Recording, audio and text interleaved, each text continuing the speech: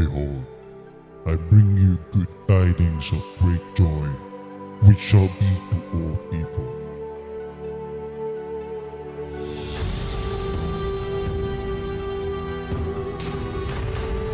Behold, a virgin shall be with child, and shall bring forth a son, and they shall call his name Emmanuel, God with us.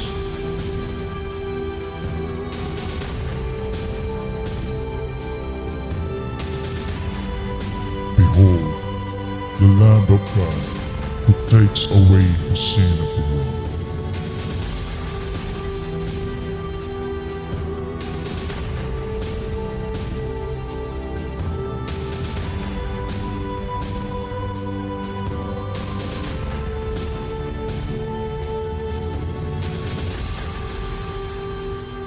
In him was life, and the life was the light of man.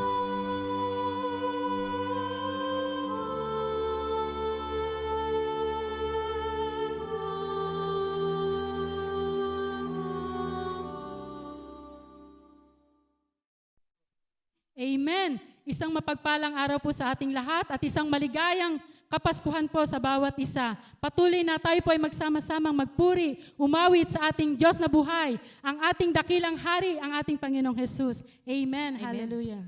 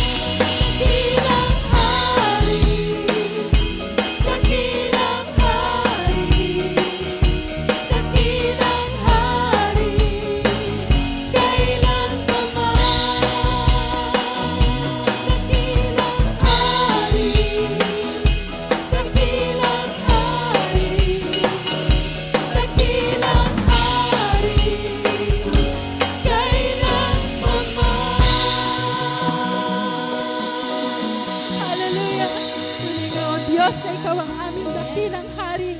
Hindi magwawakas ang iyong kaharian, O God. Hallelujah. You will reign forever, O God. Hallelujah. Oh yes, Jesus. Thank you, Lord. Hallelujah.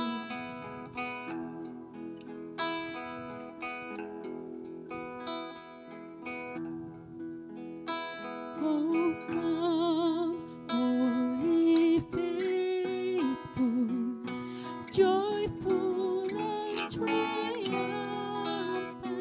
Oh, come ye to Bethlehem. Come and behold him, born the King of angels. Oh, come, let us adore him. Oh, come, let us adore him.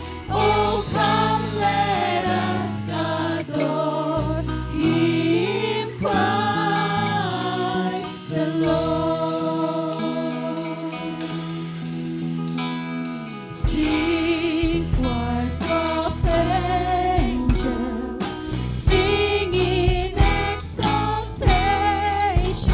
Oh, sing, holy citizens of heaven above. Glory to God, glory in the highest. Oh, come, let us adore him. Oh, come, let us adore him. Oh, come, let us adore him, Christ the Lord. Hallelujah. Oh, we adore you, Jesus. We glorify your name, oh God. We give you glory, oh Jesus. Hallelujah. We give you all the praises and honor. Hallelujah. Thank you, Jesus. Yes, Lord, we greet thee for this happy morning. Oh, Jesus, to thee be all glory made. Word of the Father, now in flesh appearing. Oh, come, let us adore him. Oh, come, let us adore him. Oh, come, let us adore him, Christ the Lord. Oh, come, let us adore him. Oh, come, let us adore him.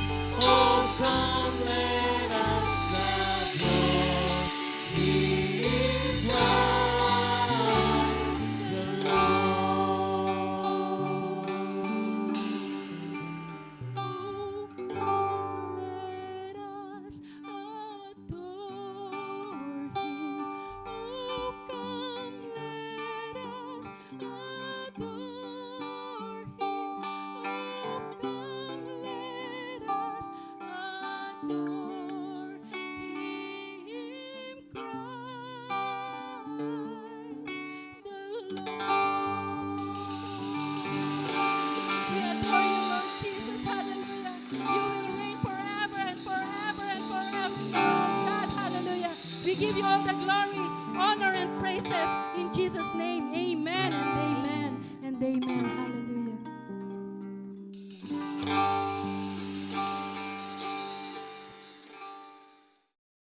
For unto you is born this day in the city of David a Savior has been born, who is Christ the Lord. Isang mapagpalang araw po sa ating lahat at sa inyong lahat. This is the day that the Lord has made, and we will all rejoice and be glad. Marami sa atin sa araw na ito nagdidiwang na tinatawag nating Kapaskuhan. At marami ring sa ating mga tradisyon bilang mga Pilipino that we are all celebrating this wonderful time of the year. Even here in the United States, we are all celebrating. It's a family time. It is the time that we're family gathered together, lahat tayo. Ito yung mga pinakaantay-antay ng marami, lalong-lalo na po yung mga bata na nag-aantay sila na magkakaroon ng family gathering. They will receive their gifts from their parents, sa mga relatives, sa mga ninong, sa mga ninang. Yan po ay excited ang mga bata sapagkat alam natin na ito na ang araw na sila'y makakatanggap ng special gifts.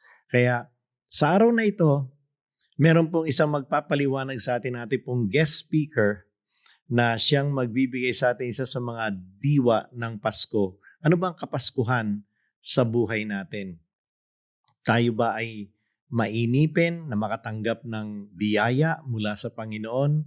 Talaga pong dapat tayong lahat ay ma-excite sapagkat alam natin, hindi lang sa Advent season na to na kung saan pinagdidiriwang natin ang tinatawag ng birth of our Lord Jesus Christ o birthday ng ating Panginoon. Pero sa pangalawang Advent, yan po dapat mas ma-excite tayo. Yan po yung pangako na siya po ay babalik para po tayo i-redeem at para po tayong lahat ay magkasama-sama bilang isang malaking pamilya. Ito po ipapaliwanag sa atin ng ating pastor. Ang pangalan po niya ay si Pastor Nick Abad ng Antipolo First Church of the Nazarene. Siya po ang ating special guest sa araw na ito. Without any further ado, let's all welcome him, Pastor Nick Abad. Mapagpalang araw sa bawat isa na mga sumusubaybay, mga nanunood, mga tagapakinig natin. Sa umagang ito ay isang napakalaking pagpapala para sa akin na maging kabahagi ng pagpapahayag ng salita ng ating Panginoon. Sa umaga na ito ay hayaan niyong ibahagi ko sa inyo ang napakagandang mensahe. At bago tayo magpatuloy, nais kong bumasa muna sa salita ng Panginoon na matatagpuan sa Luke chapter 2, verse 21 hanggang 24 at verse 39 to 40. In the 8th day, when it was time to circumcise him, he was named Jesus, the name the angel had given before he has been conceived. When the time of their purification, according to the law of Moses, had been complete, Joseph and Mary took him to Jerusalem to present him to the Lord. As it is written in the law of the Lord, every firstborn male is to be consecrated to the Lord, and to offer a sacrifice in keeping with what is said in the law of the Lord, a pair of doves or two young pigeons. When Joseph and Mary had done everything required by the law of the Lord, they returned to Galilee, to their own town of Nazareth. And the child grew and became strong, and he was filled with wisdom, and grace of God was upon him. Pagpalain ng Panginoon ang kanyang mga salita, panumaglit tayong manalangin. Salamat Panginoon sa pribilehiyo na ito, na minsan pa mapapakinggan namin ang iyong mga salita. At dalangin namin na ito ay tumimo sa kaibuturan ng puso namin at tanggapin namin to ng may kagalakan sa aming puso. Gamitin niyo rin po ako na inyong lingkod sa pagpapahayag ng mabuting balita na ito. Sa pangalan ni Jesus. Amen. Alam niyo ang mga bata, ngayong Kapaskuhan po, tayo ay tuwan-tuwa sa Kapaskuhan. Dito po sa Pilipinas ay September pa lamang ay Kapaskuhan na. Nagsisimula na ng pagdiriwang ng Kapaskuhan. At ngayon, tayo ay naririto na sa Kapaskuhan. Biruin nyo, no? From September, napakahaba ng pag-iintay bago yung mismong araw ng Pasko. Subalit September pa lamang, excited na lahat ng Pilipino at sila, ang bawat isang Pilipino ay matyagang nag-iintay sa pagdating ng December 25. Alam niyo po, makikita natin ito sa lahat ng mga bata. Nakikita natin ng mga bata na tuwing gabi sila ay kung saan-saan pumupunta ng mga bahay at sila ay nangangaroling. Ang mga bata po ang pinaka-excited lagi sa Kapaskuhan. Sila ang laging nag-iintay ng Christmas. In fact, sa iba't ibang mga lugar sa buong mundo na nagdiriwang ng Kapaskuhan, ang pinakang focus talaga ay ang mga bata. At sa ibang mga bansa, ang mga bata pa ay sumusulat pa doon sa tinatawag nila na Santa Claus para hilingin ang kanilang regalo. At nais kong basahin ng ilan sa kanila. Dear Santa Claus, kapag ikaw ay dumaan sa aming bahay, mayroong mga cookies para sa iyo.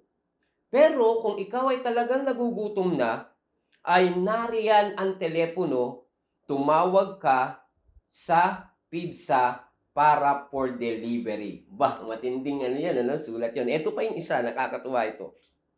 Dear Santa, gusto kong magkaroon ng papi, ng tuta.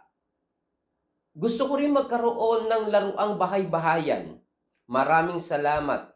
Ako ay naging napakabait na bata sa maraming pagkakataon. Pero minsan ay pasaway ako. Ito po ay buhat naman sa isang 3 taong gulang.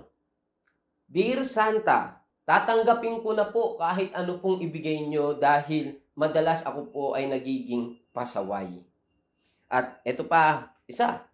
Sabi niya, Dear Santa, hindi po ako hihingi ng marami sa inyo, pero ito po ang listahan ng gusto kong matanggap. Nais ko po ng laruang robot. Nais ko po ng 2 set ng Crayola, yung marami po at may pantasa. At gusto ko rin po magkaroon ng tablet para pagka naglalaro po ako ng online. At pwede rin po, dagdagan nyo pa ng pang-load para sa 1 taon. Aba, ibang klase, no? Na bata ito, no? Na lahat ay gusto para, nanghingi na ng tablet, may pampaload pa, no?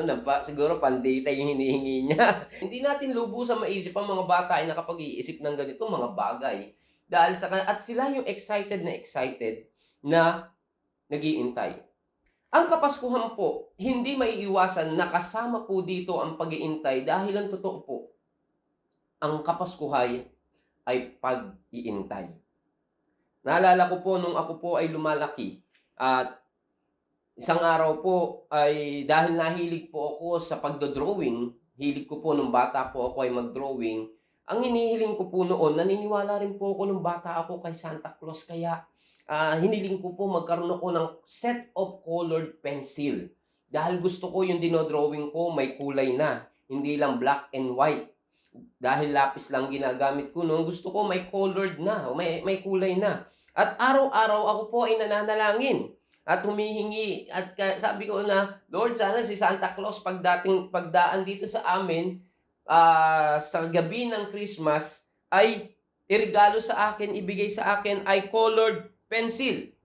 Araw-araw, yun ang dinadalangin ko na kaya nga nung 23 pa lang, December 23 pa lang, inilagay ko na sa may bintana yung aking Christmas sack, yung lalagyan ng regalo. Alam niyo po yung Christmas sack, yun yung medyas na malaki na kasya ang anumang ang regalo. At excited ako nung gabi na iyon, nung mailagay ko na yun, at palagi kong tinitignan yung sack na iyon, yung medyas na iyon na napakalaki at sabi ko mapupuno to ng regalo. At ang hinihiling ko lang ay colored pencil. Dumating na po ang araw ng Kapaskuhan. Nung gabi, sabi sa akin ng aking kapatid na nakatatanda na ako ay matulog na para paggising ko ay naandun na ang regalo ko. At ako naman ay kaagad na sumunod. Naging masunurin po ako noon. Kung anong iutos sa akin, ginagawa ko. Dahil gusto ko pong matanggap yung regalo. Dahil ang kasabihan po, kapag ikaw ay mabait, matatanggap mo yung regalo. Pag ikaw ay pasaway, hindi mo matatanggap ang regalo.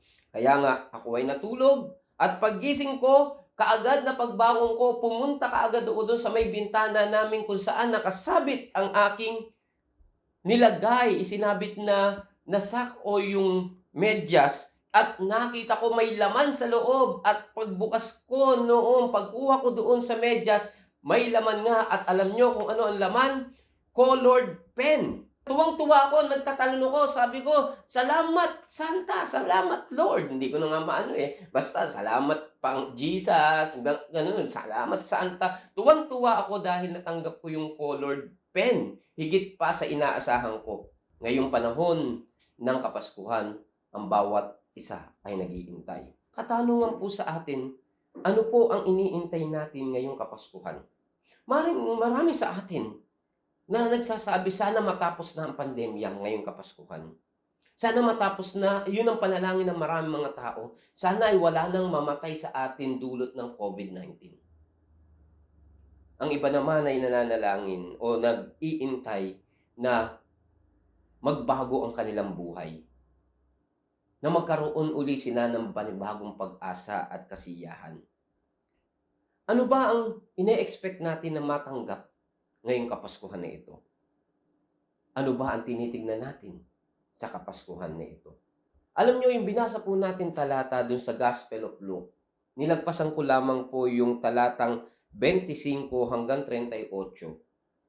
Ito po ay makikita natin ang dalawang katauhan na nag-iintay sa pagdating ng Mesyas. Ang Christmas po o ang Kapaskuhan ay pag-iintay, ay ang pagdating ng tagapagligtas. Ito po ay mga Hudyo na nag-iintay sa pagdating ng tagapagligtas. Ang pangalan po ng isa ay si Simeon. Ang pangalan ng isa naman na babae ay si Ana. At wala po sila nung ipanganak si Jesus. Naandun po sila sa templo at sumasamba, at nagkataon na dinala dun si Jesus ng kanyang mga magulang at nakita po nila. Sila po ay talagang very expectant na sa kapanahunan, panalangin nila, sa kanilang kapanahunan ay makita nila ang kanilang tagapagligtas. Sa verse 25 hanggang dun po sa verse 35 ay makikita po natin yung sa lalaking kay Simeon. Ito po si Simeon ay nag-iintay po ng kaginhawahan. Yung po ang iniintay niya, na magkaroon siya ng kaginhawahan, maranasan niya ang kaginhawahan. Sabi po dito sa verse 25, Now there was a man in Jerusalem called Simeon, who was righteous and devout. He was waiting for the consolation of Israel, and the Holy Spirit was upon him. Ano po sabi dito? Si Simeon daw po ay righteous and devout. At siya po ay may malalim na relasyon sa Panginoon. At noong mga panahon po na iyon ay talagang ang Israel po ay tila ba walang pag-asa dahil nasa ilalim sila ng pananakop ng mga Roma. Kabi-kabila ang kanilang hinaharap na mga pagsubok at mga problema, at kaya po naghahanap sila ng pag-asa, naghahanap sila ng consolation, naghahanap sila ng kaginhawahan dahil sa hirap na kanilang nararanasan. In verse 26, sabi po dito na ipinahayag sa kanya, it has been revealed to him by the Holy Spirit that he would not die before he had seen the Lord Jesus Christ. Yun po ang sinabi doon. At ang expectation po ni Simeon ay nakafocus on the comfort na iyahatid ng tagapagligtas o ng Mesiyas. Kaya nung araw po na iyon, nang ihandog ang ating Panginoong Jesus ng kanyang mga magulang, makikita po natin ang ibang sigla sa kanya. Lahat po tayo ay naghahangad na kaginawahan. Wala pong tao ang hindi naghahangad nito. Maaaring ngayon sa pinagdadaanan mo sa buhay mo, panalangin mo rin na magkaroon ka ng kaginhawahan. Maaaring ito ay sa iyong kalagayang pinansyal. Maring ito ay sa kalagayan mong pisikal, mayroon kang karamdaman o pinagdadaanan ngayon. Maring sa mga relasyon mo, that you will find comfort. You will receive comfort. At ito po ang kailangan ng mundo natin ngayon, lalo na tayo dumadaan ngayon sa pandemya. Ang mga tao ay nakakaranas ng matinding kalungkutan. Ang mga tao ay nakakaranas ng emptiness. insecurity, desperation, too much stress, and depression. Kaya nga ito ang paalala sa atin. The Holy Spirit ang nangusap kay Simeon doon sa temple courts. At ito ay tamang-tama sa pag-aalay sa ating Panginoong Hesus. Ito ay tamang-tama sa pag-dedicate sa ating Panginoong Hesus. At siya ay naging God with us, o Emmanuel. Siya ang pumawi ng mga bagay na kung saan ay nagdudulot ng kalungkutan at nagdulot ng kaginhawahan sa atin. Pangalawang bagay ay makikita natin dito si Ana na nag-iintay upang makaranas ng kapatawaran. Ito ang ikalawang karakter na makikita natin dito. Siya rin ay naandun sa temple courts, sa templo ng mga panahon na iyon. Siya po ay isang prophetess o propeta at siya po ay napakatanda na at siya ay nag-iintay sa pagdating ng ating Panginoon. At sa pagkakataon na iyon, pansinin po natin ang sinabi niya sa verse 38. Coming up to them at that very moment, she gave thanks to God and spoke about the child to all who were looking forward to the redemption of Jerusalem. Alam niyo mga kapatid, ang makikita natin dito, si Jesus ang magdudulot ng kaligtasan. Ang redemption po dito ay tumutukoy sa idea ng captivity. Sa Old Testament, makikita po natin na noon sila ay nasa ilalim ng mga Egyptian, sila ay niredeem ng Panginoon. Sila ay dumaan doon sa Passover, sila ay sinet apart ng Panginoon at sila ay iniligtas ng Panginoon mula doon sa pagiging alipin mula sa Egypto. At ito po ang kapangyarihan ng pagliligtas ng Panginoon. Ito ang kapangyarihan ng redemptive act ng ating Panginoon to release the captives free. Ang Passover po ay pointing ahead to the day kung saan ang ating Panginoong Diyos sa pamamagitan ni Hesus Kristo ay nag-provide ng deliverance from the slavery of sin. Kaya nga nagpasalamat si Ana nung makita niya si Jesus, nagpasalamat siya sa Diyos at siya ay nagpahayag ng words of redemption, ang iniintay na tagapagligtas ng mga tao na magpapalaya at magpapatawad sa kanila mula sa kasalanan. Si Jesus lamang ang kailangan natin. Ang inintay natin ngayong Kapaskuhan, mga kapatid. Si Jesus ang siya lamang makapagkakaloob. Ang nagkaloob kanila Simeon at kay Ana. Si Jesus ang katuparan ng kanilang iniintay, nagkaloob sa kanila ng comfort at ng forgiveness. Nais ko pong tanungin ang bawat isa, what are you waiting for ngayong Kapaskuhan? Gifts? Mga parties? Mga iba't ibang mga gawain na nagbibigay ng panandaliang kasiyahan? O mas proper na tumingin tayo kay Jesus na siyang magdudulot sa atin ng kaginhawahan at ng kapatawaran. Mga kapatid, ang mga palamuti natin ngayong Kapaskuhan ay panandalian lamang yan. Tatanggalin rin natin. Maging yung mga event na meron tayo, maraming pagkakataon, nakafocus na lamang tayo dun sa mga ginagawa natin at tila ba nasa-set aside na natin ang ating Panginoon. Let us pray na katulad ni Simeon. Let us pray na ang presensya niya, ang kagalakang nagbubuhat sa kanya ang ipagkaloob niya. May ilang mga action steps na dapat tayong gawin na matututunan natin dun sa mga karakter na binanggit natin ngayon. Una, na katangian. Mamangha tayo kay Jesus. Patuloy tayong mamangha sa Kanya. Tuwing darating ang Kapaskuhan, namamangha tayo sa mga palamuti at namamangha tayo sa mga regalo, namamangha tayo kung ano-ano mga bagay. Ngunit mamangha tayo kay Jesus. Sinabi doon sa verse 33, na the child's father and mother marveled at what was said about him. Namangha sila Joseph at si Mary sa sinabi tungkol kay Jesus. Alam niyo po, ang pagkamangha ngayong Kapaskuhan ay makita natin kung ano ang ginawa ng Diyos. Ipinadala niya ang kanyang bugtong na anak na si Jesus upang tayo, ang ikaw at ako, ay magkaroon ng panunumbalik ng maayos na relasyon sa Kanya. Huwag po nating kaligtaan si Jesus na pinakang sentro ng Kapaskuhan at hindi ang mga bagay na nakapaligid dito. Pangalawang bagay na gagawin po natin ay tayo po ay matutong kumilos. Sa verse 27, sinabi po doon na moved by the Spirit, he went to the temple courts. Ngayon sa verse 38, sabi doon, coming up to them at that very moment, she gave thanks to God. Si Simeon at si Ana po ay kumilos sa ilalim ng pangunguna ng banal na Espiritu. Hindi sa kanilang sariling kaparaanan.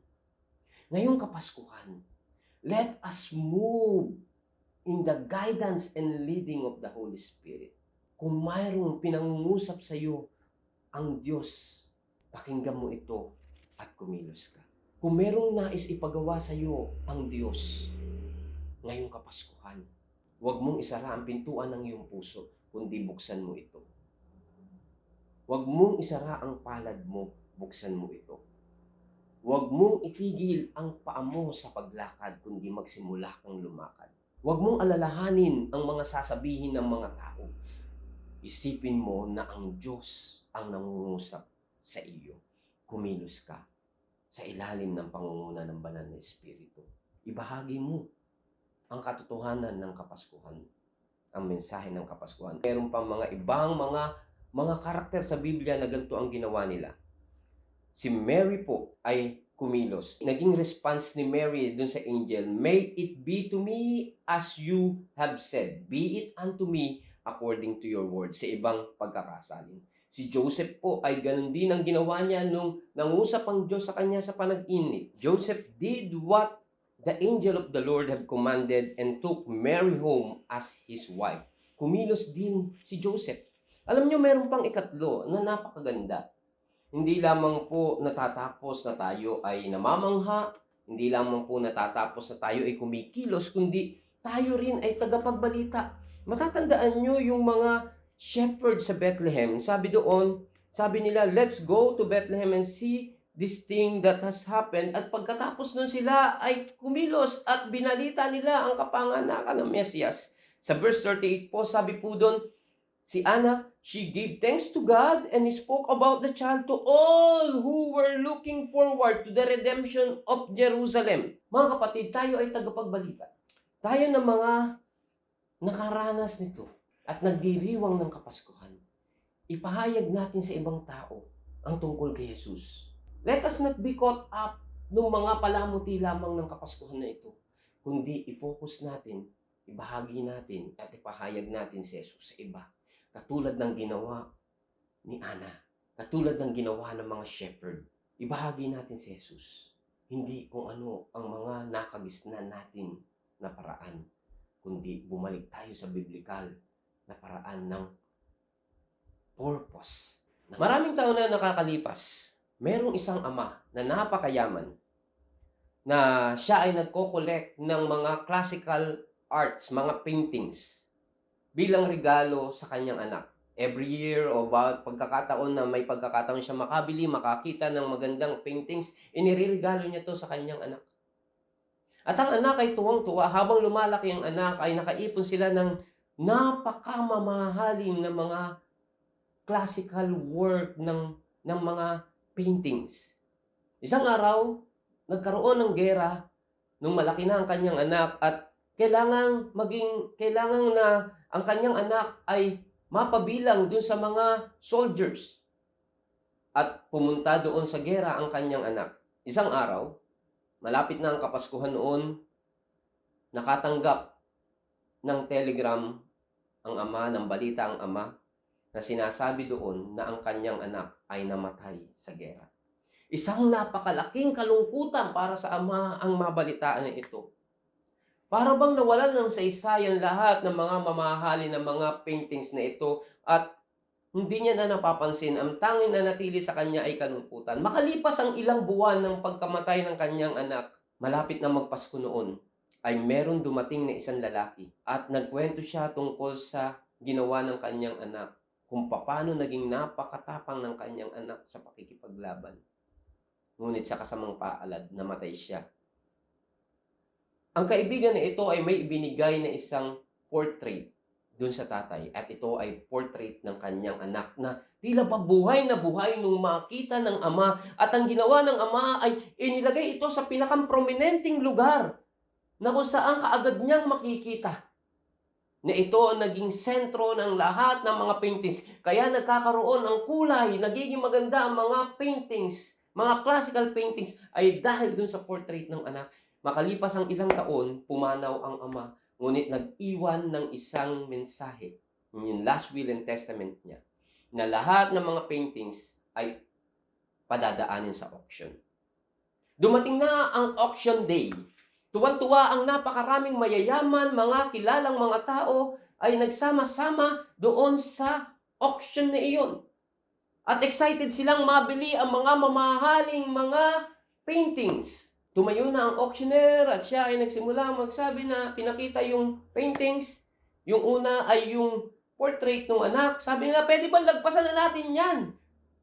Magdiretso na tayo sa mga mamahalin.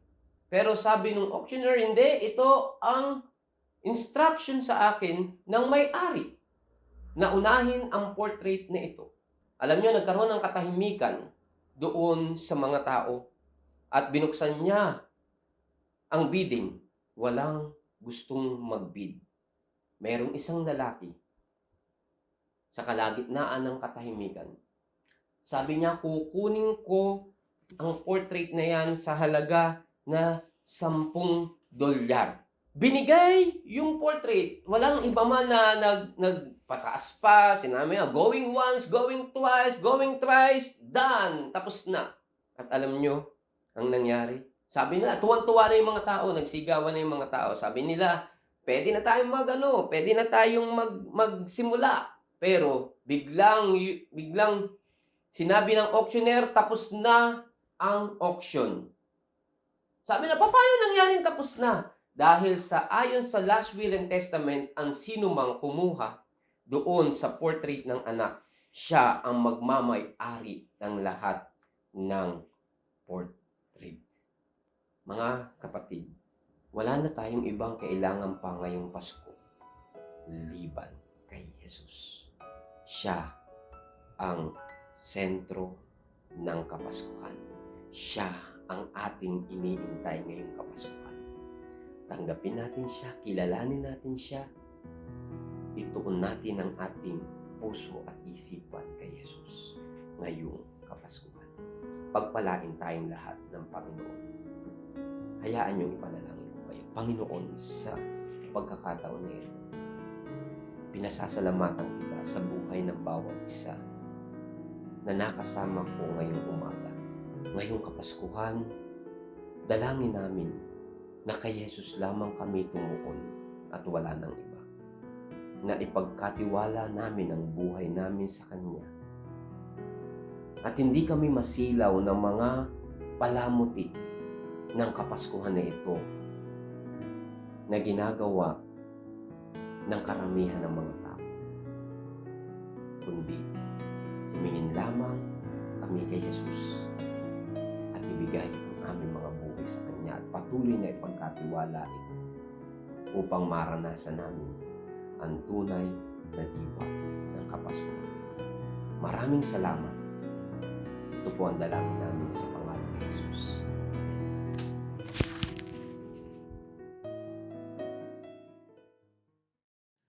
Praise the Lord! Praise the Lord! Talagang kaming lahat ay na-bless sa inyong mensahe po sa oras na ito. Marami po kaming natutunan na dapat lamang tayong lahat ay maunawaan natin ang Kapaskuhan ay isa ring tinatawag natin paghihintay at pagtatiyaga. Kaya maraming salamat, Pastor Nick, sa iyong binahagi po sa amin sa araw na ito ng Kapaskuhan. Talagang hindi namin makakalimutan lahat po ng inyong itinuro. Ito pong araw na ito ay special moments para sa inyong lahat, sapagkat alam ko na lahat tayo ay nagdiriwang sa ating Panginoon na minsan siya'y naging tao na naglingkod at naghumble at nagsakripisyo ng kanyang buhay para sa ating lahat. Kaya mga kapatid, kung ikaw ay isa sa ngayon sa mga na-invite na nakapanood nitong Special Moments with God with Pastor Nick Abad, ang pastor po natin ay taga Antipolo. Siya po, ang church po niya is Antipolo Church of the Nazarene. Ito po ay located sa Asuncion Street, De La Paz, Antipolo. Bumisita po kayo at mamimit nyo sa ating pastor na siya pong nagbahagi ng salita sa araw na ito.